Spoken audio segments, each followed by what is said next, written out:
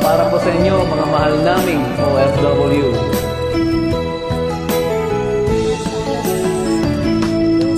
Noong ako ay nangibang bansa, dala ang pangarap at pangamba, pagtulo ng luha, di alintana, kagustuhang maiahon ang pamilya.